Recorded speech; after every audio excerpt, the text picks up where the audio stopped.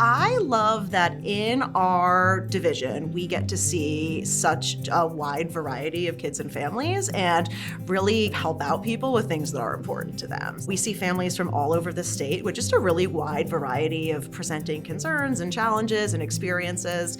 And we also get a lot of time to get to know families and spend time with them and figure out kind of what's most important to them. We are providing care to families and helping support them and really helping people live their best lives and treating all people with respect and dignity and providing good care across the spectrum of life.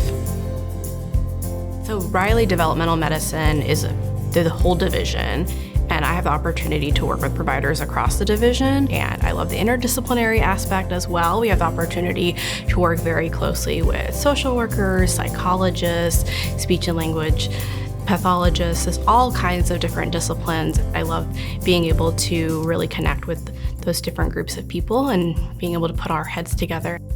The level of our subspecialty care is pretty unique. At a lot of hospitals, it's more of a general hospitalist ward where different subspecialties will consult. But I think at Riley, you can actually be immersed on a team that's a primary service, for example, like cardiology or nephrology. And so I think you get to really dive into those specialties and learn a lot about how they take care of their patients and different medical problems that their kids can have.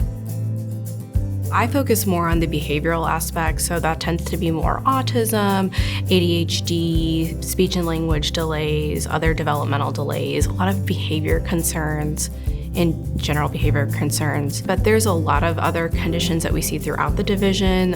I started developmental pediatrics because I had a lot of great experiences in my training in medical school and in residency, and I had some great mentors in that too. That I just feel like developmental behavioral pediatricians are some of the nicest people who just care so much. It's nice to be somewhere where people enjoy talking to each other, collaborating, asking questions, and I think that's a good place to be a learner too, where people enjoy working in teams and are motivated to teach people new things. One of the reasons that I personally came to work at IU and in the division that I'm in is that the faculty in the program like working with each other and they like training people.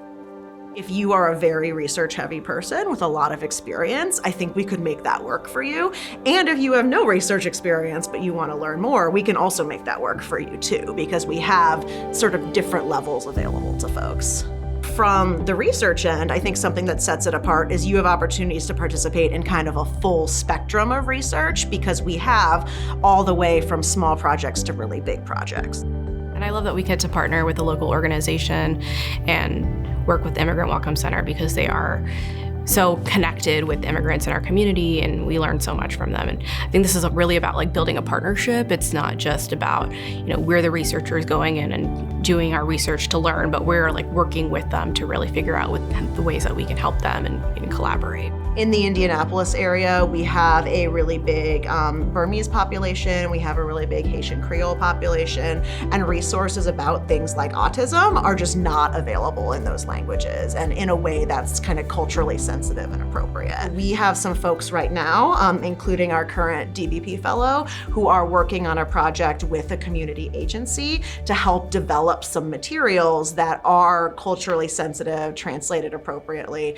and help families understand what autism is and navigate the kind of diagnostic and service process. So they got a small grant to do that from CTSI, and they're partnering with a community agency to do focus groups, interview families, and develop those materials. So I think that's a really great example of a project that is both interesting from a research perspective and also has a lot of clinical relevance for our families. I love Indianapolis. I think it's a great place to live. There's a lot to do. Indiana is generally underrated. We have a lot of really cool resources. I like that it is a smaller city where it has city amenities like performers and concerts and things like that, things to do, but it's really easy to navigate and get around. It doesn't get too overwhelming in some of those bigger cities. The traffic is manageable, the cost of living is great. And we have the best airport in the country. There's a lot of great opportunities to meet people and make connections as well. I'm originally from South Florida, and I did not know a soul in Indiana, but I came here and I've met my closest friends who I consider family. We train you really well to be a developmental behavioral pediatrician, and your fellowship is an opportunity to make what you will of it. So you can really tailor your experience to what you're interested in, and you have the support in place to access those things. So for me, that's been more of the research aspect, but also being able to explore some of the different clinical aspects that I didn't have as much time to do in residency. In the 3 years of the fellowship, you start out more observing the team, getting a good sense of what an interdisciplinary team is like. But then pretty quickly in those first few weeks and months of the program, you will have more of a chance of working with the families under our supervision, but you'll get more in the way of working and developing a plan for the families with our team. You will be a very important part, an important voice. Over the course of the fellowship, you have the opportunity to really engage in research in different ways and kind of identify your research niche. So maybe you prefer qualitative research, maybe you prefer working with data, maybe you prefer kind of community engaged research where you're working a lot with partners in our local area. Either way, you'll be able to get that training and experience depending on kind of what you're interested in doing. So I see fellows learning more about sort of how to critically evaluate research studies, how to apply that to their practice, and how to review the literature and kind of keep up with that in a way that informs practice. I love working with different families, kind of from all over Indiana with a bunch of different backgrounds. And I like our patient population a lot.